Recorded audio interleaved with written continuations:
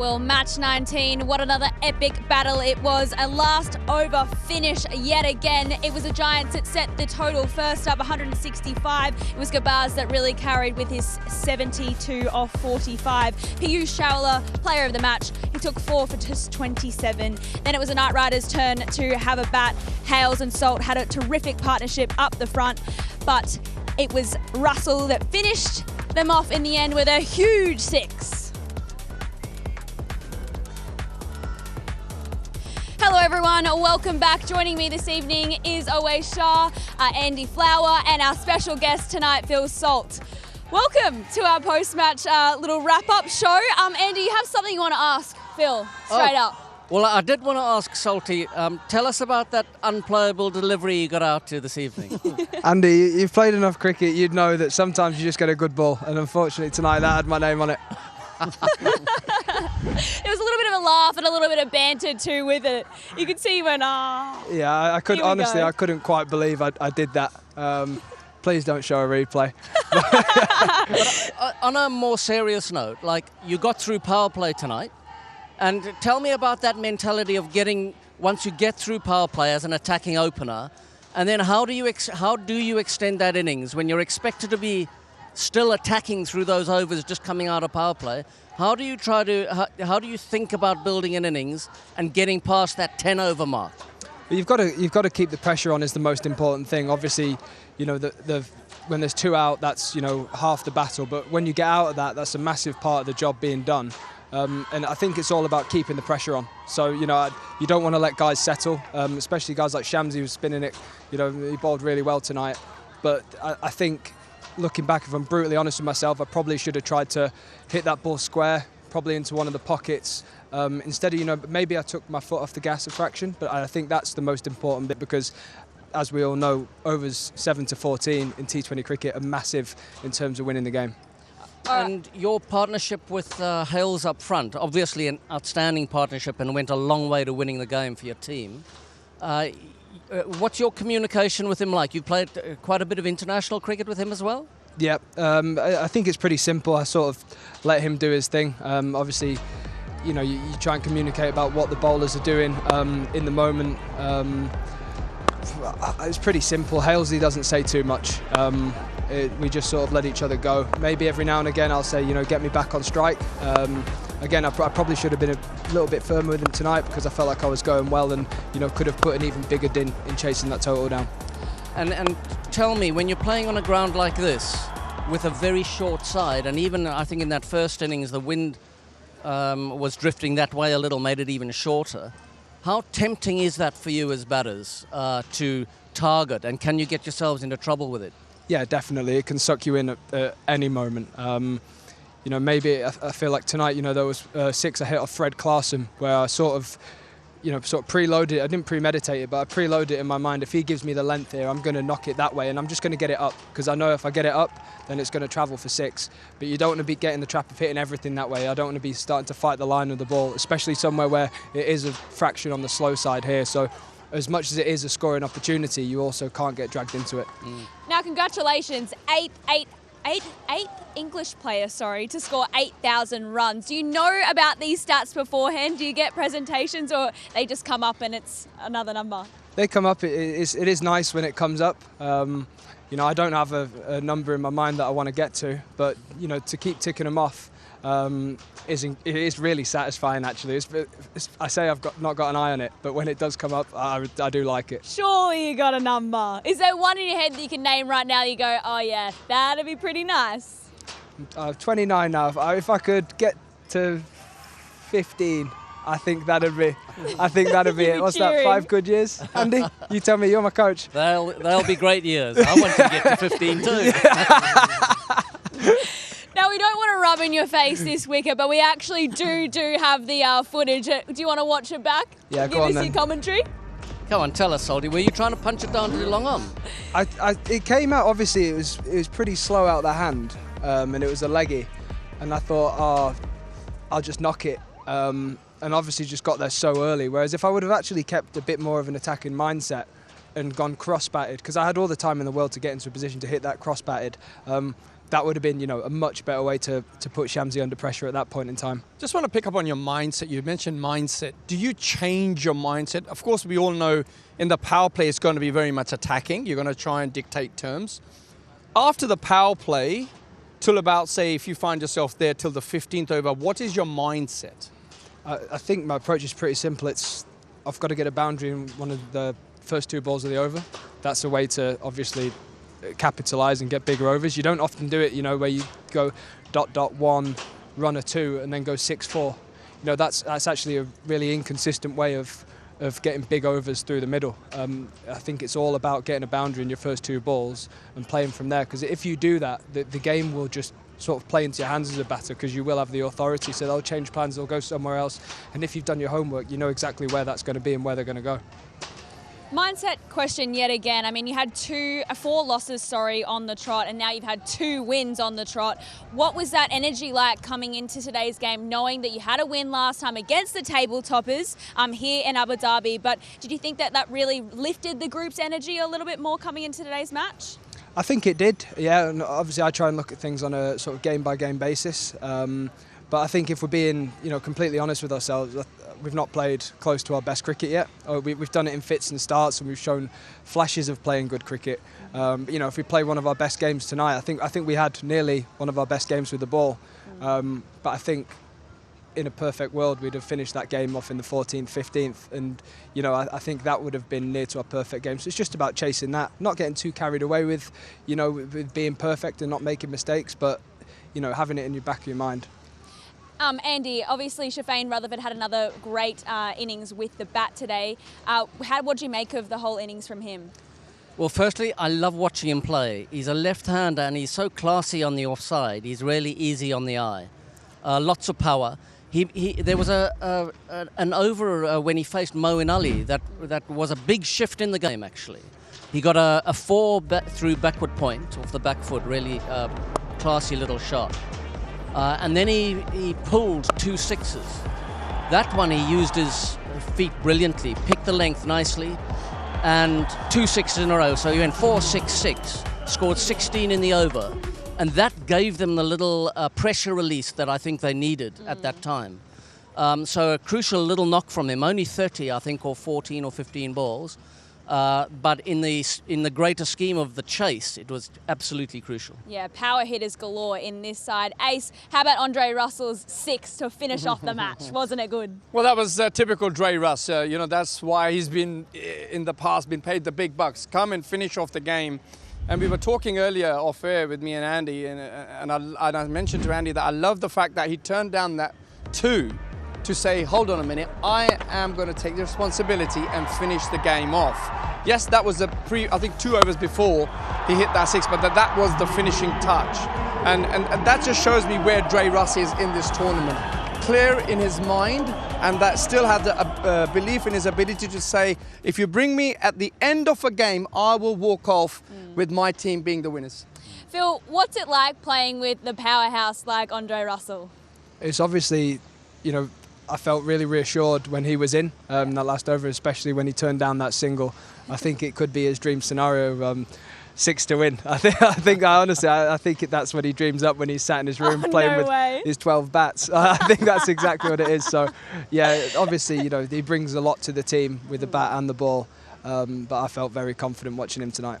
What is it that you enjoy most about playing with this side? I mean, you all look like you're pretty close as well, tight-knit group. Yeah, probably the more of an exposure to the West Indian culture. Obviously, we've got a lot of West Indian boys. It's really interesting how they think about the game.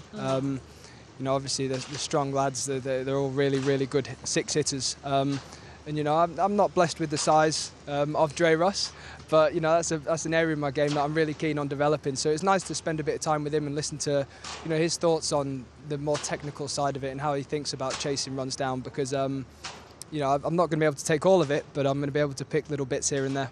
Absolutely. I mean, you've got an amazing coach with DJ Bravo at the helm too. What's he like to play under? Pretty chilled. I think the main event of his day is the warm-up football. I think that's really what he sets his stall out for. I think we've won the last 7 games, so He's not going to forget that in a hurry. But it's good. We're a pretty chilled out group. If there's one thing Bravo sticks by is that he's always going to stay level, and that's exactly what he's done. So hopefully we keep this momentum on. Maybe we see him go that way. Maybe he doesn't need to be so level.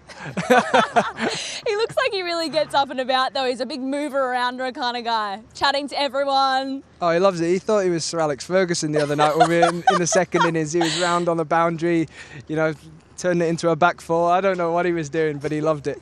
You had a little injury last game, though. You had to go get a scan. Was everything okay there? Yeah, all good there, luckily. Just missed a half volley, didn't you? Just missed a half volley, that was it. No, Hawkeye was absolutely spot on. It was going to hit the stumps. So, yeah, but no, luckily, no fracture and play on. Yep. Ace, Piyush Chawla, what an amazing game from him. 4 wickets from him tonight. Sensational effort. Yeah, sensational, and it doesn't surprise me. He's got a lot of experience playing in subcontinent conditions, but he understands the change of pace. He still possesses a very good googly, which he managed to bamboozle a couple of players, but he also knows how and when to bowl what line and what lengths to certain players. He's done his homework, and look, he's a class act. He's played plenty of cricket, in these sort of conditions, and once again, he shone very well tonight. Absolutely. What's he like to play with, Phil? Really chilled. As Ace said there, he does his homework. Which is really important in key parts of the game. Like when Matthew Ford came in, he can be dangerous at the end, but he knew to bowl a googly and hit the top of the stumps. And moments of clarity like that, with the experience that he brings, is huge. Absolutely. Andy, isn't he just such an exciting player to watch? I mean, he's just come off a few stints away from the game, having an injury, but doesn't he come back with a bang? Yeah, he had a little hamstring problem, and he doesn't like sitting out. So he was really pumped to be involved in the game again today. It's lovely watching, I hope he doesn't mind me saying, an aging cricketer do his thing out there in the middle. Such wealth of experience and a brilliant skill set. That leg spin googly bowling. He's not trying to bowl too quick. He varies his pace a little, but he knows what the batsman's thinking, and he's a step ahead. It's lovely to watch. Absolutely. 2-1 on the trot now. Do you think the form's coming back at the right time? Yeah, I'd like to think so. Obviously, you want to take every game in isolation, but I think it'll be doing good things for the group, knowing that we've come here and we're getting to grips with our home conditions, and we've knocked up 2 very good sides. So hopefully, you always say peak at the right time. Hopefully, this is the beginning of that. Up against my Emirates in a couple of days' time. What's the prep going to be like for that? I think it'll be, a lot of looking at how the previous game against them went. That wasn't our best game of cricket. That being said, I think conditions are changing here. That was a fresh wicket. I don't think we have any fresh ones left to play on. So maybe it's a change in the balance of the side. Things along that sort of lines. But we've got some good lessons, and hopefully we just carry that momentum straight into there. What was the wicket like to play on today in comparison to other games? It was a little bit slower, I'd say. I feel like the more we're playing on them, the more they're slowing up. It also feels a lot truer now that the live grass is sort of disappearing. It's not so variable, and the new ball's definitely not doing as much. So I think it's sort of evening out the balance between bat and ball. Ace, where do you see the change for the Knight Riders? I mean, obviously we mentioned they had 4 losses in a row, but now they've had 2 and they've really come back strong. What's been the real difference in their winning mentality now? I think watching them play, I don't think in this tournament it's tailor-made for the powerhouse players. I think the likes of Salt, Livingston are prepared to do the hard work. Get the ones, get the twos, lay a foundation, and then you can start hitting. I think they've done that pretty well in the last couple of games, and I think that's the reason why they've been able to get the team into a winning position. Yep, absolutely. Alrighty, thank you so much for joining us, boys. We'll be back very soon for more analysis. We're going to head to a break now.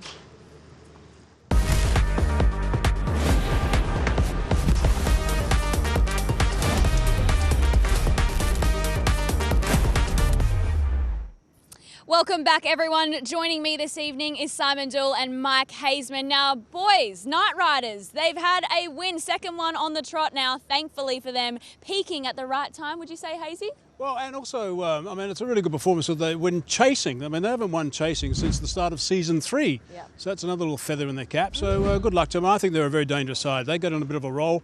They lost 4 in a row. They've now won 2 in a row, getting a roll. They've got some powerful players in that lineup. And they're going up that ladder pretty quickly, I think, and they could be a real threat when it gets to the sharp end. Totally. Don't we just love a little last over finish? I mean, there's been 12 of the 19 matches played, Dooley. Well, from a commentary point of view, from a fan's point of view, I think it's great. The crew aren't all that happy with it, and they've got to go from here up to Sharjah tomorrow and things like that. But look, they are good. They're very good. And you know, it's nice to call it. It's nice that the players feel under a little bit of pressure. We saw it last night as well, with players under pressure late in the piece. Good captaincy at different times, some great bowling. Shamsi's spell got them right back into the contest. So you just want big match players at those times at the crease. I heard Oace talking about Dre Russ at the back end wanting the moment. And when you've got those sort of players that want the moment, that want it's not wanting the limelight, it's just wanting the ability to take it home for their team. Absolutely. That's the sort of player you need. Yeah. Shamsi, we've got to talk about him though. He took 3 from his 4 bowled this evening. Fantastic work from him. Yeah, really good work from him. And I was watching him very closely actually before the game got underway, and I could see that he wasn't really sort of going through his normal routines a lot, so I don't think he expected to play. So obviously it was the super sub was a late change. They changed their mind. I guess the Chawla was going to come in, but it wasn't the case. But I thought he did unbelievably well. So good luck to him. I mean, Shams is one of those guys who makes things happen when he's bowling well, and that's obviously the key. And sometimes he doesn't bowl well in the first couple of overs, and he doesn't get the chance to bowl the third, and then he's on the sideline, which has happened when he ran into Kyron Pollard in the previous game that he played. But he got it right almost first ball in this one. It was just great to see it. I'm a big rat for Shams as a character, as an individual, and for his talent as well. So I'm very pleased for him. Dooley, what do you think of the magician tonight? I think, and Hazy will know him better than me, but he strikes me as quite a confidence guy. Once he's got his confidence up a little bit, and you know the captain's going to him on a regular basis saying, mate, I need you to do this, then I think he gets on a bit of a roll, Hazy. Would that be fair? He just 100%. When he's got the backing of the players and the confidence of the coach and that sort of thing. And I agree with Mike Hazeman.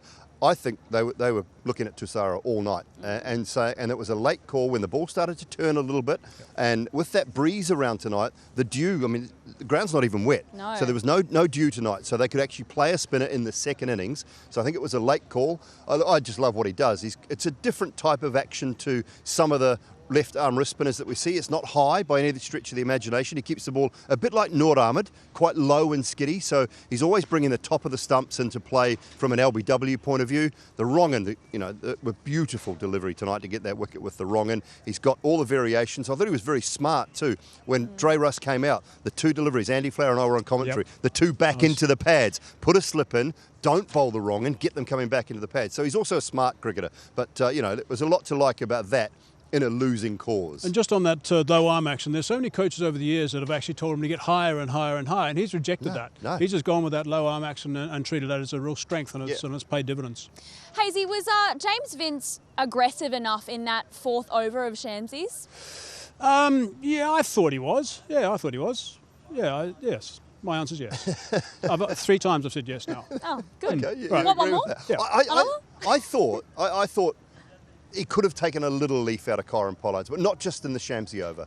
Pollard's captaincy last night was as exceptional as I've seen a captain in T20 cricket for a long, long time. James Vince, I rate very highly. I think he's a terrific captain. Seen him a lot in the UK, a lot around the world at different franchises. He's a winning captain, but I thought there was a chance to be a little more aggressive when it looked like the game was slowly getting away from them, because they needed wickets. I know Shamsi provided them, but they could have just been a little more aggressive, maybe.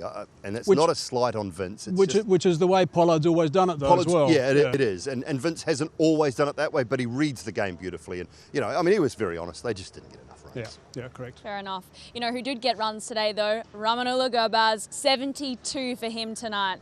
Powerhouse. Brilliant. Great to watch. I just want to see them both get going. Yeah. I want to see the Nasanka-Baz combination. Wouldn't it be good? What are you going to sank Baz? What are we going to call it at the top of the order? Everyone gets a nickname, don't they, when they bat well together? But I just want to see them going together, because he's brilliant, and they hit the ball in different areas too. Gurbaz has always been a very powerful square of the wicket player. He hits the ball well down the ground. He's not afraid to go after the bowling.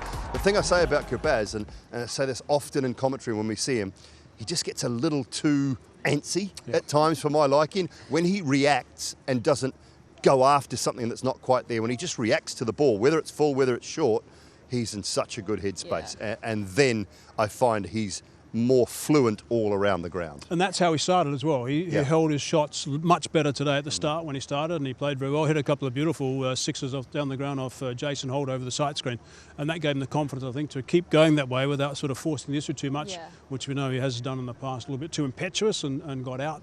And he got that way for a little while, and but then kicked on again and got to 70, so he played well. I think we should have a little look at the table, because the Giants, they're on 3 losses on the trot at the moment. They're still in second place, but run rate is really the thing that's holding them up at the moment in that spot. So the pressure will be on, won't it, Dooley, for them to really get a win under their belt. It's not the time for them to slow down. Well, all 5 teams, from 2 to 6, 2 points only between the 5 teams, they are all a chance of making that top 4. Run rate will come into it. And you look down that list, Dubai Capitals have got a positive net run rate. So a couple of wins for them. So they're positive 0.49. Their run rate is better than everyone else in the table at the moment. So if they take a couple of wins, all of a sudden they would jump to second on that points table. You don't want a negative run. When you get a chance to win a game and win it well early-ish in the tournament, Hazy, you've got to take it. Absolutely. And if you look at the Warriors, they've only played 5 games, so they're a couple of games behind some of the other teams at this stage, and they've only played the 5. Everyone else played at least 6, so they can really hop up if they play well, particularly tomorrow. Absolutely. Now, winners are grinners. Let's take a look at our competition winners from yesterday. It's the ZTV questions. Now, the questions from yesterday was, who was DC's most expensive buy at the auction? It was Scotty Curry. And speaking of spice, our second question was, who was the most expensive batter to be bought at the auction? And that was, of course, the Spice Man himself, Andre Fletcher. So well done to all of our lucky winners who are on screen now. So for anyone who took part in tonight's quiz, results will be announced tomorrow night. So best of luck and congratulations once again to our winners. Rightio, so it is the Warriors and the Capitals that are facing off tomorrow. It was going to be in Sharjah, but there's expecting to be some weather around, so it's now in Dubai International Stadium. Because the weather today in Sharjah, actually. Lots of rain today in Really? Sharjah. That's why they made the move early. So, Okay. Yeah. They had a good call. I think it's a great call. You make these calls the day before. The ground at the outfield at Sharjah is too wet to play tomorrow. They didn't think it'd be right. Move it right away. Get everybody sorted. And I think it's a great move. But the Capitals won't mind that. No. Capitals love playing in Dubai. fortress. A little bit more their home rather than Sharjah. So the Capitals won't mind that. They'll go in tomorrow feeling a little bit better about not having to make that drive up the highway. Totally. But the Warriors, they're on a roll. Finally, they had lots of losses to begin with, but things finally seem to be clicking. Yeah, that change room will be a little bit happier, of course. I mean, obviously, when they're not winning games, I mean, things don't go well in that change room. And they can always talk about the fact that things are pretty tight and that sort of business, but it makes a massive difference when you win. I mean, it's as simple as that. So they'll be feeling pretty comfortable, I think, and go another game. Alrighty, well, we cannot wait to see you tomorrow at Dubai International Stadium. Sharjah Warriors taking on Dubai Capitals. Can't wait to see you there. Thanks so much for joining tonight. Good night.